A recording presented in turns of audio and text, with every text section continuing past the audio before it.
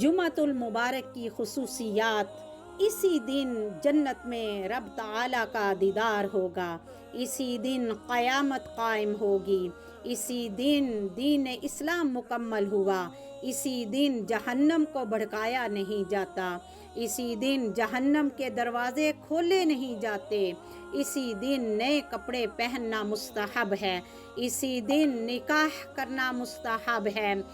سرکار دو عالم صلی اللہ علیہ وسلم ارشاد فرماتے ہیں،